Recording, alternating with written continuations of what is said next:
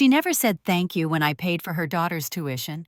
She never apologized when I covered her husband's surgery. But at dinner, after years of silent sacrifice, she looked me in the eye and said, "You're still just a lucky little girl." That was the night I left. This isn't just a story about a toxic mother-in-law. It's about what happens when a woman finally stops asking to belong and starts building a life on her own terms. And if you've ever been made to feel like your success doesn't count, stay with me. This one's for you. It wasn't the worst thing she ever said, but it was the first time I didn't flinch. I just stared. The kitchen smelled like French roast buttered toast and lavender soap.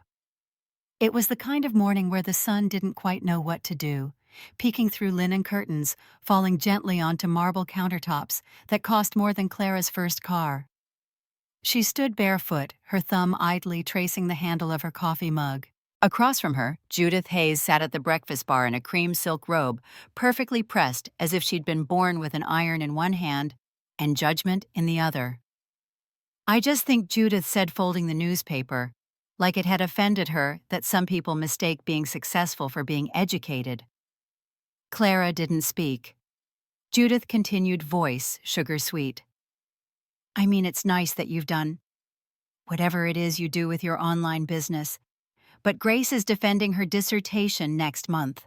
Real academia, peer-reviewed, not just podcast interviews and Instagram quotes." Clara poured the rest of her coffee into the sink. Not in a dramatic way, just a quiet movement, like letting something go that had gone bitter. Behind her, the house hummed with the low buzz of air conditioning and expensive silence. Clara could hear Elliot's footsteps upstairs, slow, unaware, still sleepy. She didn't flinch. That was new. Usually she offered a tight smile, some polite brush-off, or a joke Elliot could nervously laugh at later. But today, she just stood still, stared at the granite backsplash, and thought, this house always smelled like lavender and fear. It hadn't always been this way. When Clara first met Elliot in undergrad, he was the boy who wore mismatched socks and carried dog-eared copies of Vonnegut in his backpack. He had dreams of being a teacher, of running barefoot in Montana, of starting a life without obligations. She was studying accounting and working 2 jobs, one at the campus bookstore, another babysitting for a single mother in faculty housing. They fell hard like 2 halves that didn't match perfectly, but tried. The early years were all ramen dinners and rooftop dreams. They built their lives from scratch, Clara's relentless pragmatism and Elliot's gentleness folding into something sturdy. Then came her business, a small financial literacy YouTube channel that turned into a course, then a podcast, then a full-fledged consulting firm with 9 employees and Fortune 500 clients. Somewhere along the way, Clara out-earned Elliot, outpaced him, and quietly Judith began to resent her. You know, Judith had once told her at Thanksgiving, "You remind me of those women who show up to the ballet in sneakers and think they're making a statement." That time, Clara had laughed, loudly. She even told Elliot later, amused. But that was years ago. The comments hadn't stopped. They just sharpened. Judith never raised her voice. She didn't need to. She specialized in micro-incisions, the kind you didn't notice bleeding until your shirt turned red. And Clara had taken it, all of it, the jabs about her online empire, the backhanded compliments about her scrappy nature, the constant comparison to Grace Elliot's half-sister, who had taken the traditional path, Ivy League PhD proper. Clara had put up with it because she thought Judith would soften, that one day she'd recognize the love Clara had for her son, that helping pay Grace's tuition, covering Walter's surgery, and buying Judith the same Rolex her friends had would eventually mean something. It didn't. This morning's jab was no worse than usual, but something cracked anyway. Clara wiped her hands on a dish towel and turned toward Judith. For a long moment, neither of them spoke. The older woman took a delicate bite of grapefruit and pretended not to notice the silence. "I should get started," Clara said finally. "Big meeting in 30. Judith nodded, serene. "Of course, dear. I'm sure your Zoom people are waiting." There it was again, that subtle degradation. Zoom people, not colleagues, not clients, just people who didn't matter. Clara walked out of the kitchen and up the stairs. Elliot was just stepping out of the shower towel slung low, his hair a mess of waves. "You okay?" he asked.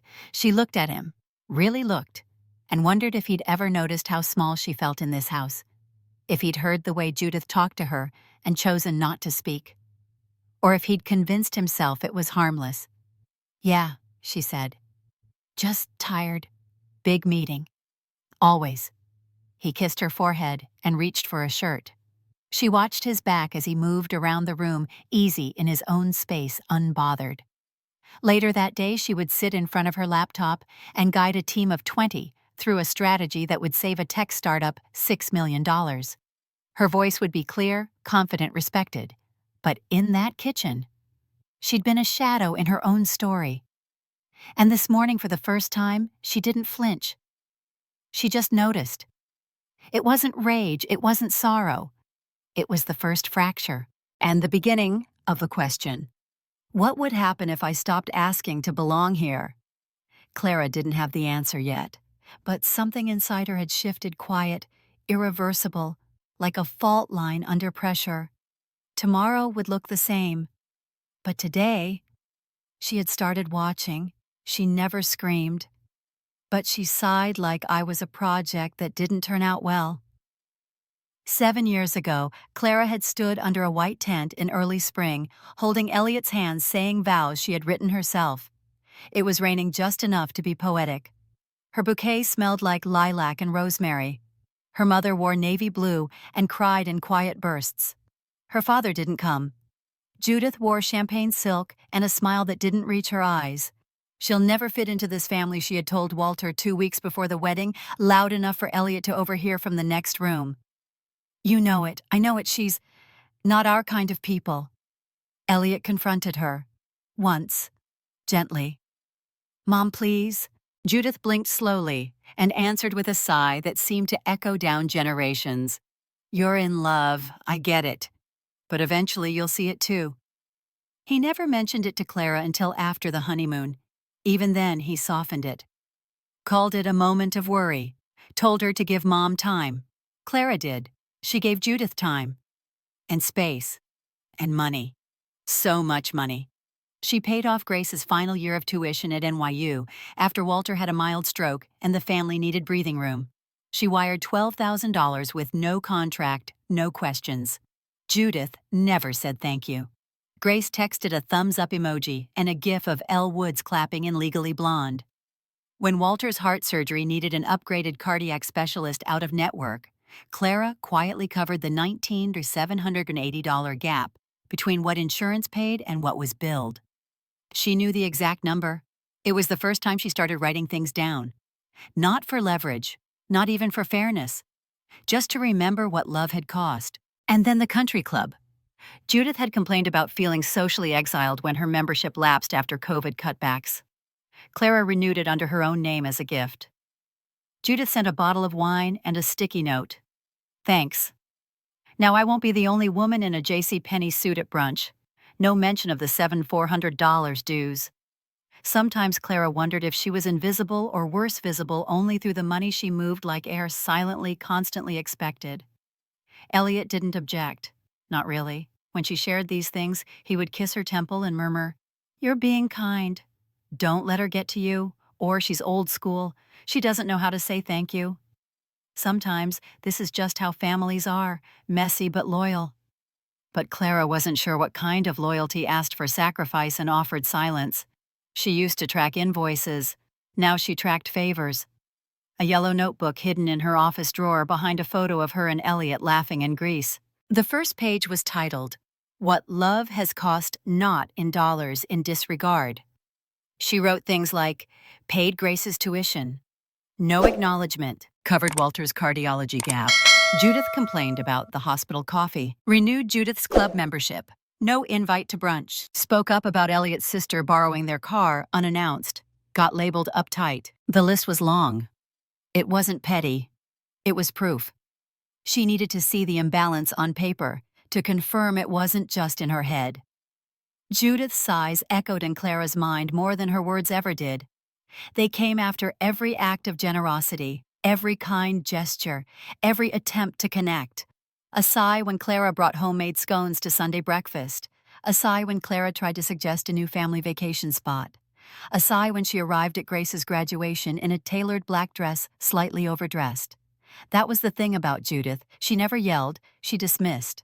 Clara sometimes wondered what would be easier in actual confrontation. A screaming match. Something to break the illusion that this was just polite family tension. But Elliot feared confrontation like wildfire. He had mastered the art of keeping the peace, which really meant keeping Judith comfortable. He would say things like, "She means well. Let's not escalate. Is this really worth arguing over?" And Clara would nod, and let it go, and pay the next thing, and host the next dinner, and take the next insult. Because it was always small, never big enough to name. Until the notebook. The notebook made it real. She never intended for Elliot to see it. But one night, while she was brushing her teeth, he wandered into her home office and flipped it open. When she returned, he looked stunned. Embarrassed. "You're keeping score?" he asked. Clara wiped the corner of her mouth with a towel. "No, I'm keeping track." He didn't get the difference, or didn't want to. That night he slept facing away from her. Not angry, just distant. But Clara slept better than she had in months. Maybe years. Because writing it down meant she wasn't crazy. That the erosion had happened slowly, yes, but definitely, deliberately. She remembered something her therapist had once said. Resentment is often just grief without a funeral. You're mourning the love you kept giving to people who refused to hold it. Judith didn't scream. She sighed. And those sighs carved at Clara until she forgot what joy felt like in that house.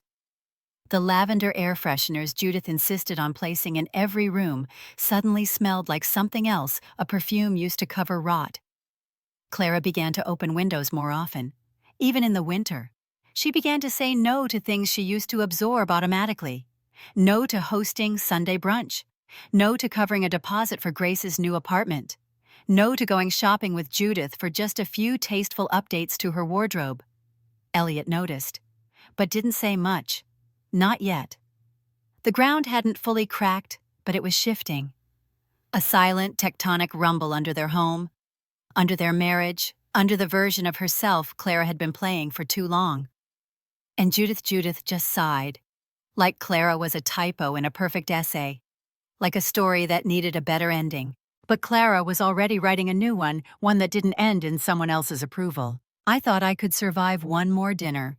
I was wrong. The restaurant was Judith's choice, of course. Dim lighting waiters and tuxedo chandeliers heavy enough to crush regret. It was the kind of place where the water had notes of cucumber and the menus didn't have prices. Clara wore a navy silk dress and heels she hadn't broken in yet. Elliot told her she looked beautiful, but he said it with the distracted warmth of a man thinking about which tie to wear next week for a board presentation. They arrived together, but entered like satellites near never touching. At the round table, Walter, with his usual martini, Grace, glowing in designer beige, and two of Judith's bridge friends, already mid-conversation about someone's divorce settlement. Judith herself sat at the head, resplendent in red, a glass of Sauvignon Blanc catching the candlelight. Clara smiled, made polite conversation, asked the waiter for sparkling water.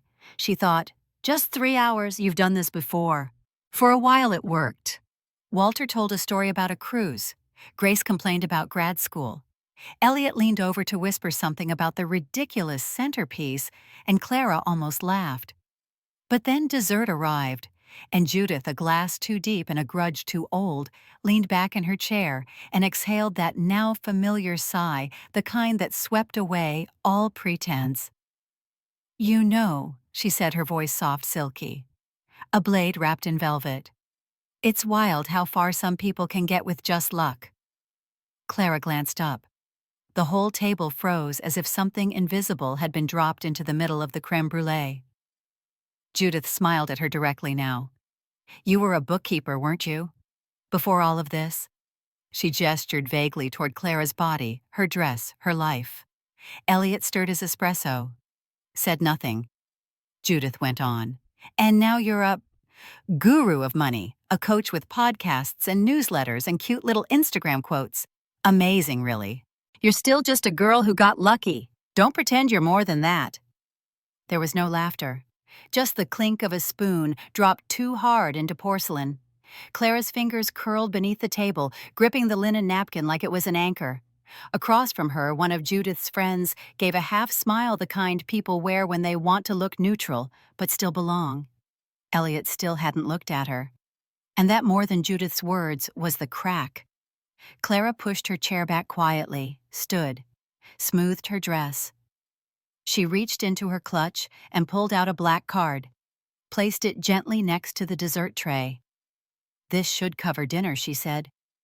Voice calm, eyes steady. She didn't cry, didn't raise her voice, didn't glance at Elliot. She just turned, walked, past the maitre d', past the coat check out into the night. The air was cold and clean. The sky was pink-orange from city lights. She pulled out her phone, opened the app, called a car. The Uber would be there in 4 minutes. Inside, the dinner would go on. Judith would make another quip. Walter would cough. Grace would text under the table. Elliot would apologize, maybe later. But none of it mattered anymore. Clara stepped toward the curb and realized no one was coming after her. No footsteps. No calling her name. Just the sound of tires on wet pavement and strangers walking by with umbrellas and plans. She slid into the car, gave the driver her address, and stared straight ahead. She wasn't angry. Not in the way people expect anger to look. She wasn't broken. Not yet. She was something else done. That night, she didn't sleep much. She watched the ceiling like it might spell out the next step. At 3:12 a.m., she texted Elliot a single line, "I thought I could survive one more dinner." I was wrong. No reply. Not then. But it didn't matter. The decision had already made itself. She had stood up. Not in fury. In finality. Judith had tried to erase her in front of people she once tried to impress. And Elliot had let her. Clara realized she was done shrinking. Done earning her seat. Done editing herself so others wouldn't feel uncomfortable with her power. No more dinners, no more proving, no more lavender lies wrapped in family tradition. She wasn't walking away from the table. She was walking toward herself. I didn't want revenge. I just wanted quiet. The ocean didn't care about broken families. It moved in soft, slow rhythms outside the wide window of the Airbnb Clara had booked under her maiden name. A second-floor studio above an antique shop tucked in a sleepy North Carolina beach town where no one asked questions and the sea offered small absolutions. There was no plan, only space. She had left her wedding ring on the kitchen counter, her phone in airplane mode, and a single email sent to her assistant out of office. Indefinitely. For the first 2 days, Clara slept. Not restfully, just long enough to realize how exhausted she'd been. Her muscles ached with the weight of pretending everything had been fine. Her body, no longer bracing against silence, felt heavier than it ever had. She didn't miss Elliot. Not yet. What she missed was the version of him that used to laugh at cereal box games. The boy who made her grilled cheese with too much butter in grad school. The man who just once, told Judith to stop making comments about Clara's lack of polish. But that version had faded, replaced by the one who sat still, while Clara was humiliated in a restaurant full of people who never learned her name. He didn't mean it. She didn't mean it. They didn't mean anything by it. How many times had she been asked to translate pain into grace? How many rooms had she been asked to sit quietly in just to keep someone else from feeling awkward about disrespecting her? On the third night, she lit a candle and opened her notebook. Not the yellow one. A new one. She copied over every expense from the last 7 years. Not just dollars, feelings. Each page held a transaction. Some in currency, some in dignity. Grace's tuition, $12,000. Sawa's emotional discomfort at being excluded from the graduation photos. Walter's surgery $19.780 plus silence at the post-recovery dinner when Judith told the nurse Clara was just the daughter-in-law. Country club membership $7,400. Judith's comment at brunch that Clara must be exhausted pretending to belong. She wrote them all down. Not for Elliot, not for Court. For herself. It was an act of inventory, not vengeance. An audit of love. A week into her stay, Clara walked into a small cafe to pick up a chai latte and heard her name. Or rather, Clara Bennett. She turned. Lena Hastings. They had history. Familiar, uncomfortable history. Lena had dated Elliot just before Clara. It wasn't messy, just faded. They'd exchanged smiles at weddings and once shared a bathroom line at a funeral. Now Lena looked tired. Lovely still, but dimmed. Clara sat when invited. They drank chai, and after pleasantries, Lena asked, "Are you okay?" Clara hesitated, then nodded. "Getting there." Lena smiled gently. "I saw your name on the town registry. My mom's a notary here. She's very nosy." They laughed. And then Lena said, "You know I still live with his cousin. And his mother. Same pattern. Same size. Same hierarchy. I stayed for the family. You walked for yourself." Clara blinked. "That's not strength. It's escape." Lena shook her head. "No, strength is knowing when escape is the only honest choice." They sat in silence. Two women, shaped by the same storm, weathered differently. Lena tapped her teacup. "You remember that summer house in Bar Harbor? Judith told everyone I snored. Loudly. Called me a chainsaw." Elliot laughed with her. I laughed too, but I didn't sleep the next night. Clara stared at her. "He used to be different." Maybe Lena said, or maybe he was always someone who mistook kindness for loyalty. That night, Clara walked along the boardwalk until her feet hurt. She didn't cry. She didn't call him. She watched the waves come in, then pull away over and over, always returning to themselves. There were no dramatic declarations in her silence, just space, just breath. And for the first time in a long time, no one was sighing at her. "Elliot said he loved me, but he loved keeping peace more." The room was smaller than he expected. Soft beige walls, two framed prints of winter trees, a faint scent of sandalwood or maybe lemon balm. Elliot had never been to therapy before. He'd always thought he didn't need it. He had a good job, a beautiful wife, a decent family. Yes, things had been tense lately, but nothing unusual. Families fought, mothers meddled, wives got tired. Right. But then Clara left.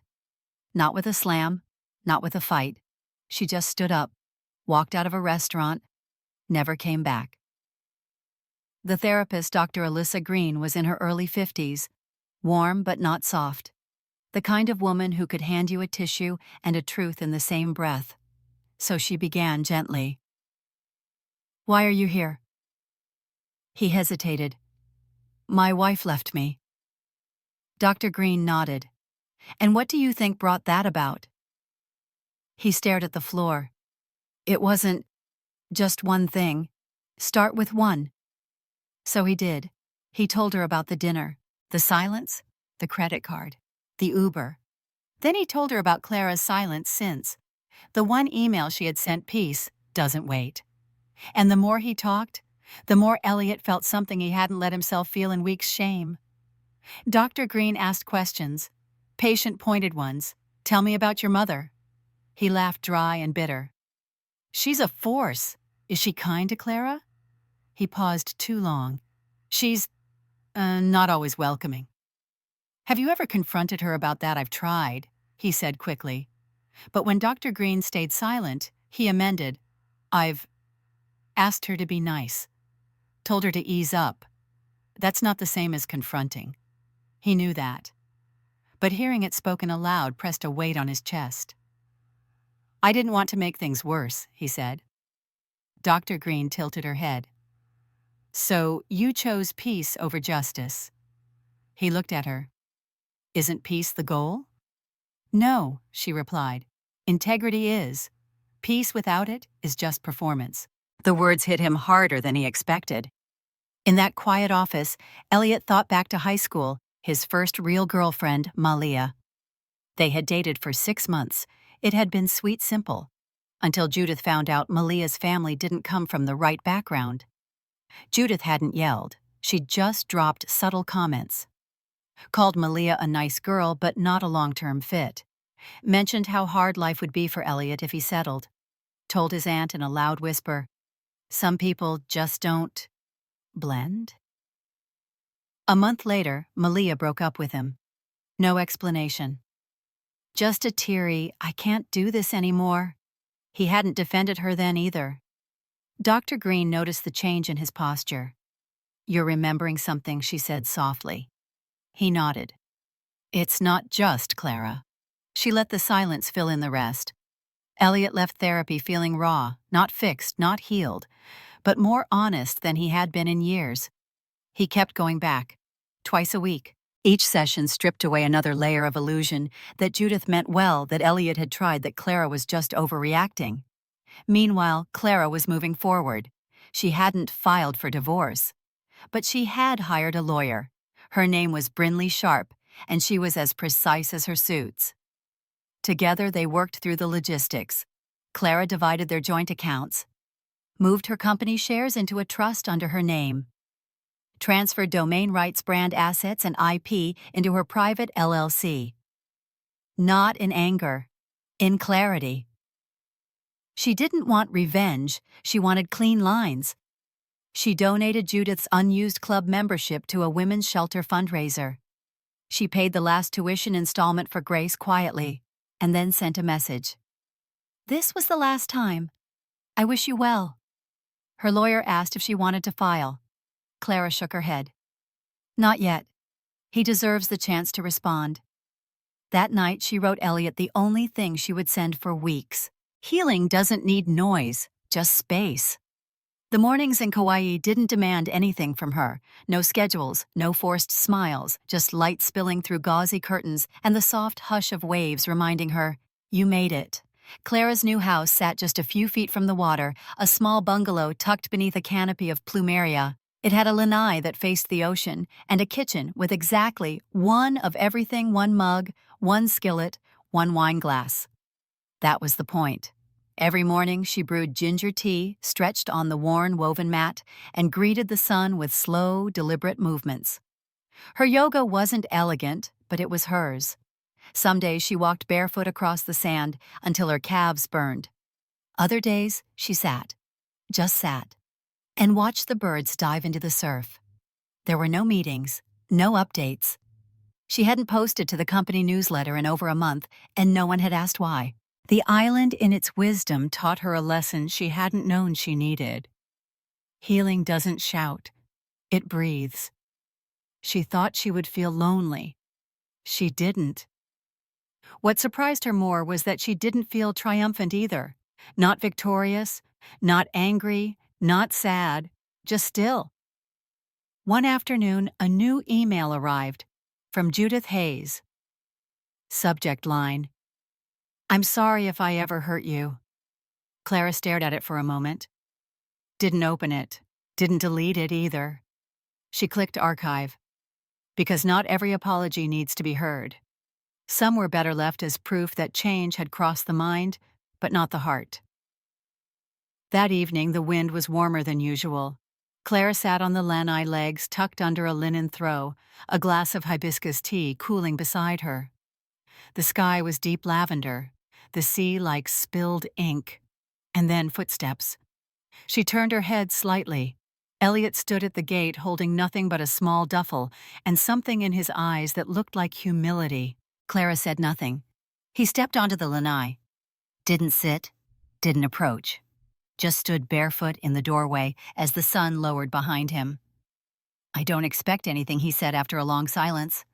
I wanted to come without a script." She waited. He exhaled. "I never defended you loud enough. I know that now. I thought my quiet meant I was keeping the peace, but silence isn't neutral, is it?" Clara didn't answer. He went on. You asked me to choose, and I kept hoping I could love you and keep the family intact. I see now that trying to keep everyone happy cost you your dignity, and I let it happen. Still, she said nothing, not out of cruelty, just truth. Words had been her prison. Silence was now her key. Finally, he said, "I'm here now, if you'll let me be." Clara rose. She didn't cry. She didn't run into his arms. Instead, she walked to him, looked him square in the face, and held out her hand. Elliot took it. "No promises, no we'll fix this. No let's start over." Just a human hand offered in peace. Clara stepped back.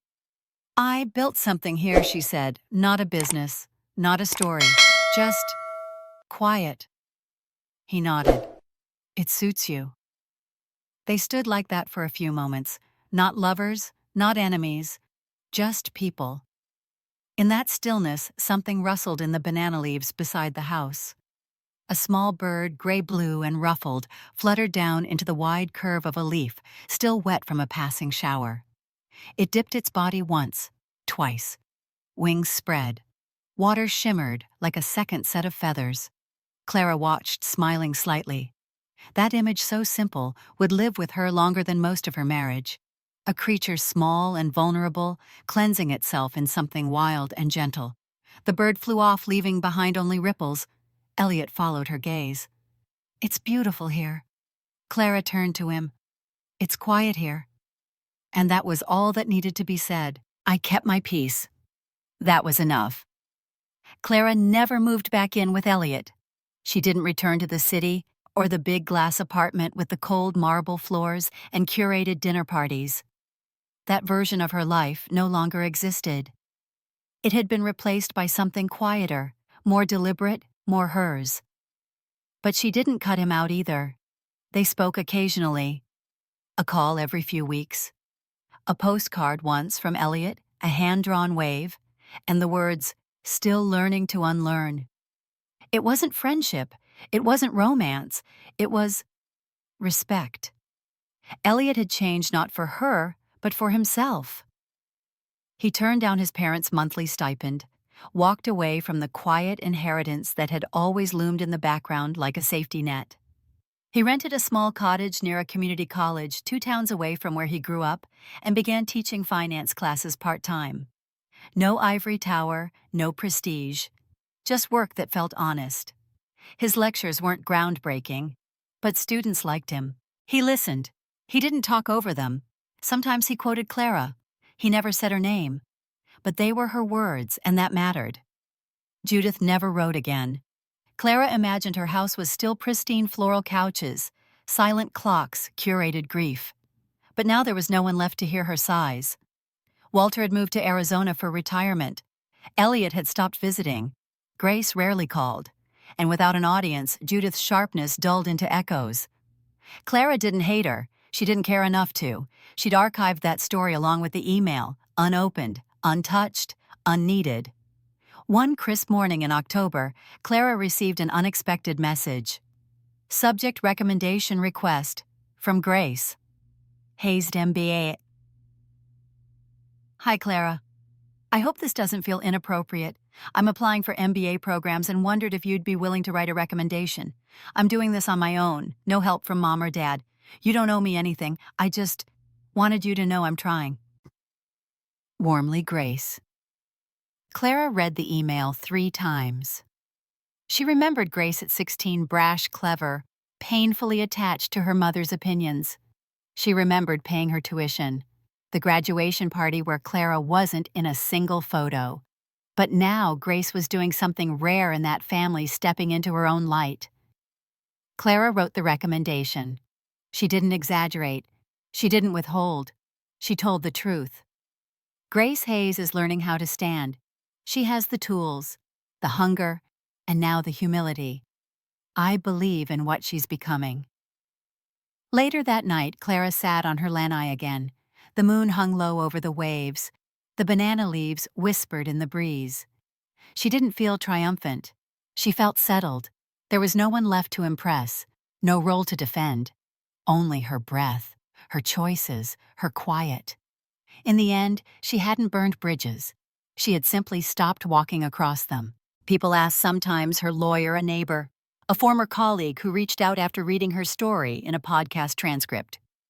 Would you ever go back, rebuild, reconnect fully? And her answer never changed. I kept my peace. That was enough. She didn't need Elliot's last name.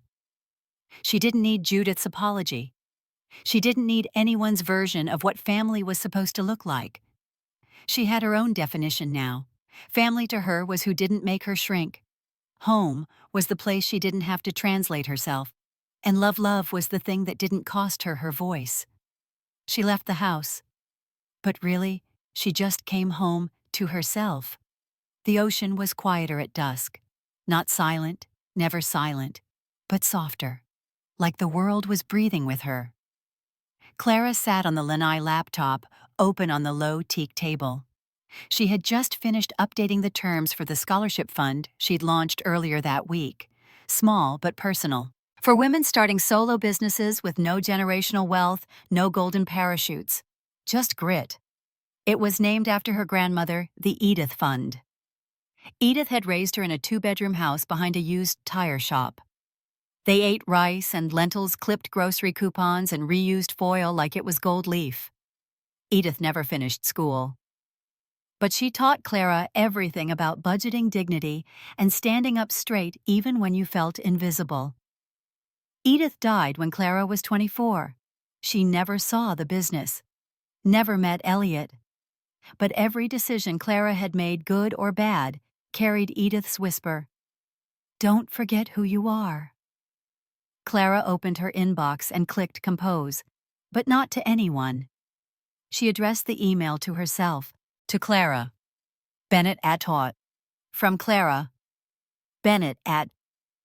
Subject: you made it to the girl who thought she had to buy love. You never needed to. You never had to keep receipts to prove you mattered. You never had to explain success like an apology. You didn't fail them. They just weren't ready for someone who wouldn't play small. And maybe they never will be. But you don't owe them your peace. You owe it to the little girl in you who just wanted someone to say, you don't have to become someone else to be loved. You're home now, and that's enough. See. She hit send. The moment didn't feel dramatic, just clean, like a table finally wiped down after a long, crowded meal. That weekend, Clara flew to see her mother. They hadn't spoken much during the years with Elliot, not because of anger, but because of shame. Judith had once called her mother unrefined after a dinner. Her accent reminds me of someone who oversalts things and votes for the wrong people. Elliot had winced, but said nothing, and Clara had stopped calling home. But now, years later, she stood outside a modest house in upstate New York, suitcase in one hand, a bag of malasadas from the island in the other. The door opened. Her mother stared, and then without a word, pulled Clara into a hug that said, "I kept the light on." They didn't talk about Judith, or Elliot, or the lost years. They made tea, watched reruns of old game shows, laughed about a cousin's third divorce. The next morning, Clara handed her a folder. Inside, a trust with her name on it. Full medical coverage. Letters from attorneys ensuring everything would be taken care of. Her mother didn't ask where the money came from. She only said, "You always were the strong one." Clara stayed for 3 days, long enough to clean the gutters, long enough to fix the leaky sink, but mostly long enough to let herself feel like a daughter again. She flew back to Hawaii on a Monday. No welcome committee, no airport hugs, just a text from her neighbor fridge, stocked, new mangoes in the basket. "You're home." And she was. Home didn't need to be declared. It was this place, this body, this breath, this woman who no longer twisted herself into someone else's daughter-in-law wife or polite visitor. Clara went back to walking the beach each morning. She kept writing, consulting, teaching when she felt like it. She watched the scholarship grow each application from a woman who reminded her of a past version of herself. One had built a bakery from her garage. Another was launching a financial literacy YouTube channel for single moms. They didn't ask for permission. They just needed a start. She gave it to them, quietly. One afternoon, a wedding invitation arrived from Grace, A simple cream envelope. The note inside read, "You don't have to come, but I wanted you to know you mattered, more than you'll ever know." Clara smiled. She didn't attend the wedding, but she sent a set of handmade ledgers, a silver pen, and a note for the numbers that count, and the ones that don't. She never remarried. She never made a comeback. She just lived, fully, kindly, unapologetically. And if you asked her years later what the turning point had been, what finally gave her the strength to leave, she'd probably say this: "I didn't leave because I hated them. I left because I finally loved myself enough to stop waiting." Because that's the truth no one tells you. The real revenge isn't screaming. It's leaving quietly and living beautifully.